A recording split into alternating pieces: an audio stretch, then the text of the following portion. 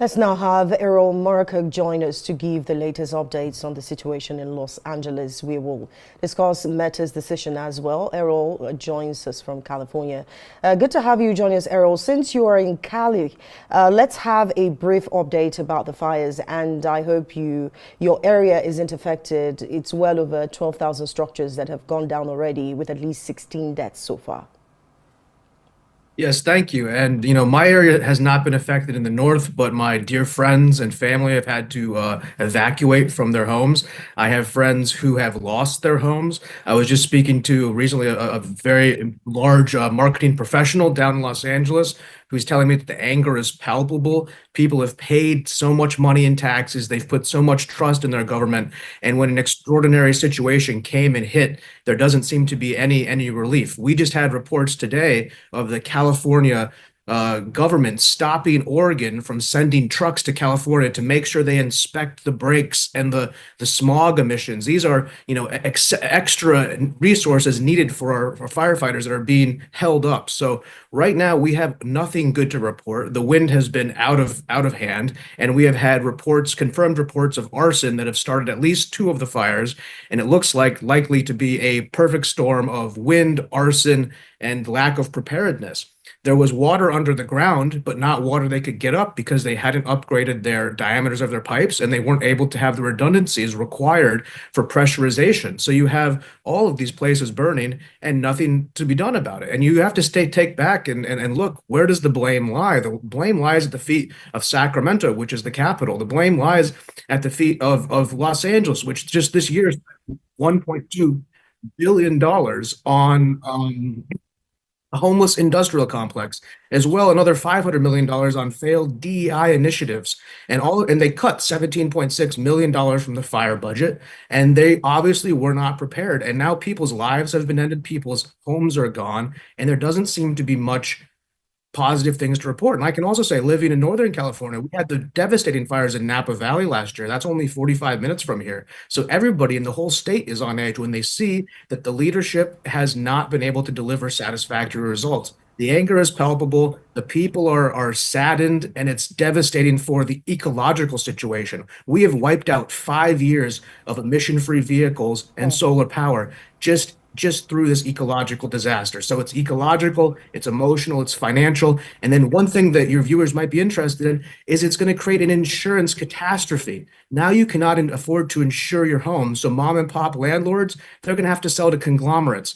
Regular folks are going to probably become renters because the insurance is getting so outrageous, because insurers are leaving the state of California due to these lack of forest management policies and lack of government policies that, we have maybe 15 million illegal people in this country, in this state alone, wandering around. We don't have records on people. Where are the arsonists coming from? How is this happening? And there is no answers. And it's frustrating and it's depressing to report. I wish I could have better news for you. I know. Now, weather forecast winds could pick up today into Tuesday and Wednesday, which could strengthen the cause of the fire. Is anything being done to contain that? Plus, the LAFD Fire Chief Kristen Crowley said she wrote a memo last month pleading for more funds and complaining a separate $7 million reduction in overtime funds that could hamper response to fires. What do you make of this? Well, both of those are absolutely paramount. Number one, with the high winds, that keeps our firefighting planes out of the sky, which was all we had really to combat this now. So now it's going to come down to good old-fashioned trench digging. In California, we have something very special where we use prison labor, and we offer prisoners the chance to work 24-hour shifts for very little money, but you get to help your community and get a reduced sentence. So we have a lot of physical labor that can do stuff, but without water, there's not a lot that can be done. So a lot of prayer and a lot of hope from the military C-130s that have been sent in. Maybe they can handle these gusts. But in speaking to the lack of funding, yeah, that's paramount. That's a huge issue. And they were cutting funding, as well as they were sending about over $1 million of brand new equipment to Ukraine, which that's all well and good. But when we study our firefighters using leather satchels to throw water over a wall, and when we wonder where's the equipment, it has to be pointed out that this is mismanagement all the way through. It's corruption all the way through, from the water commissioner all the way to the, I would say very unqualified fire chief who definitely has not been able to protect the citizens. So as far as what today holds, I think a lot of hope and prayer because winds will determine this, and falling power lines especially are cutting off communications. So it's going to come down to real old-fashioned firefighting work, gumption, elbow grease, and maybe we can just get lucky and get through it. But right now, it doesn't look very positive. And the international, let's say, risk prediction markets do not look very favorable for today or the rest of the week. Right. Now, let's hope, according to your statement, that the arson that you mentioned, investigation ongoing, would get those culpable. Hopefully, the fires begin to also reduce as efforts continue. Now, let's move to Meta, which is a huge conversation for Americans, I'm sure. What's your assessment of Meta's decision to move fact-checking from its platforms? Isn't that dangerous considering the issues of fake news that could become a norm and exposure to very dangerous materials, as CEO Mark Zuckerberg rightly stated recently? Well, it's a two-pronged answer because on one hand, you have to realize that Meta, along with Google and a lot of these other big tech giants, are terrified, horrified of the potential trust-busting elements that are going to come with the Trump administration. You've noticed all of them have donated $1 million to the Trump inauguration campaign. The thing is, they can't really buy their way back in the good graces. Also, Meta has probably, I mean, unofficially violated the First Amendment for a lot of people. We have absolute freedom of speech. Hate speech, in fact, is protected by the Supreme Court. It was a very special trial in the 70s where Jewish lawyers went to argue for the Ku Klux Klan to be able to march because free speech trumps everything else. And if you lose free speech, you lose everything. So I'm not concerned about taking away the fact checkers. Keep in mind, there was 50,000 people employed to be fact checkers on Meta. Who's fact checking the fact checkers? What Elon Musk has done on X with community notes is actually quite good, and it's very robust. And it's something that people like. And people don't like censorship, and people don't feel that it's the government's right to tell them what to do. And if they're teenagers, or let's say younger than teenagers, because teenagers have a lot of leeway, are looking at inappropriate material, the onus is on the parents.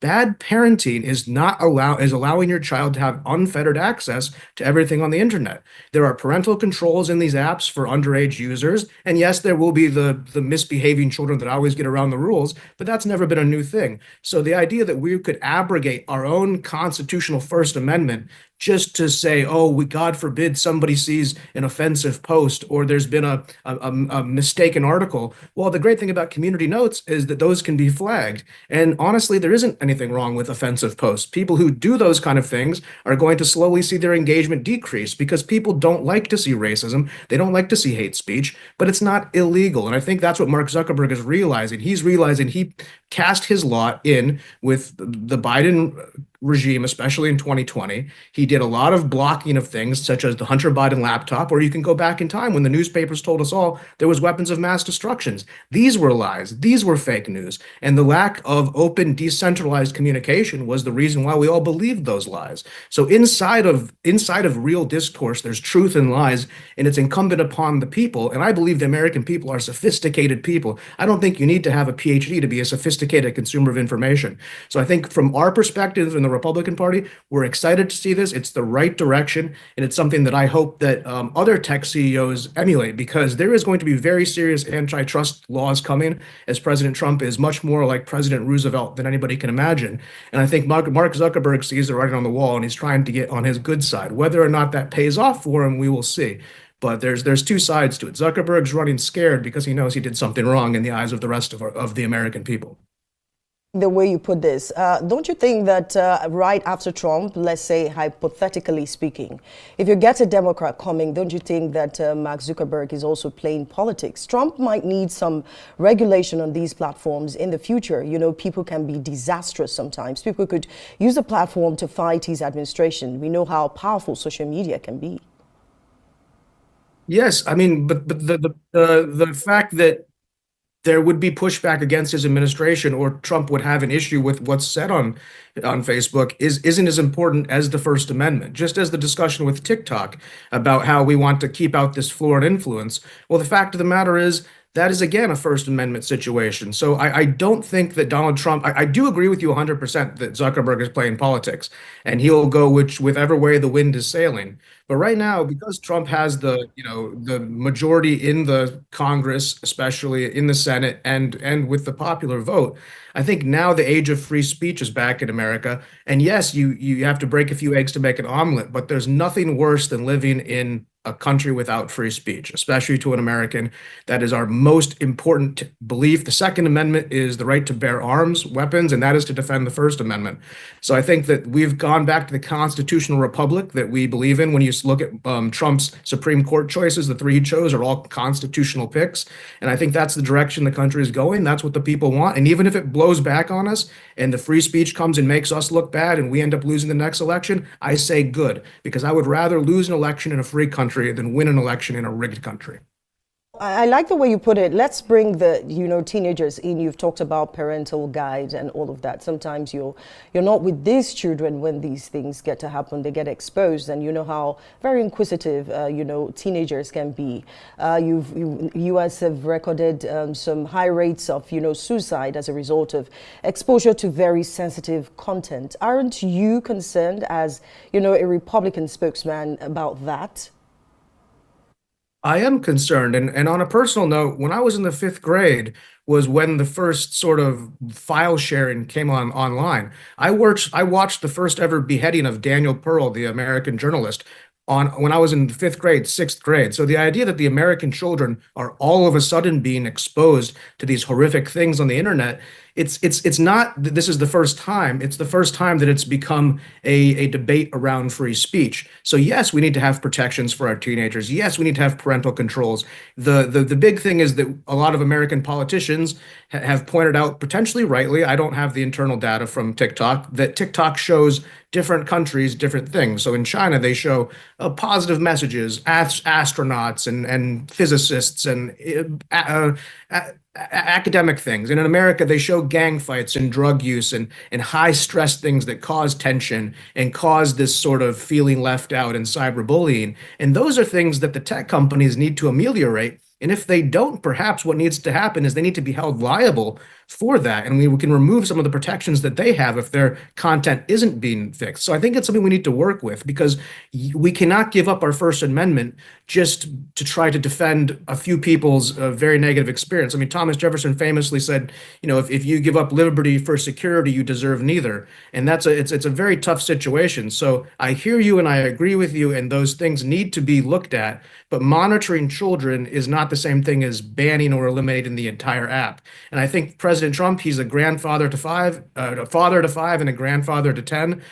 J.D. Vance has 3 young children. These are family people. These are people who, definitely have this concern. So I think that they will be a robust response, and there will be a way to find a deal. Trump's a deal maker. We don't want to ban free speech. We want to make sure that negative, harmful, potentially violent or sexual content isn't permeating anybody under the age of 18. But if you're over the age of 18, then you take the incumbent risk upon yourself for entering the public forum. And if you don't like what you see, well, we're sorry to say that that's the way the world works here. And it's better than the alternative where the state decides what you can and cannot see, because that only ever leads to tyranny. All right. Thank you so much, Erol Morkoc. He is a Republican spokesman. You're still watching Arise America. Still to come.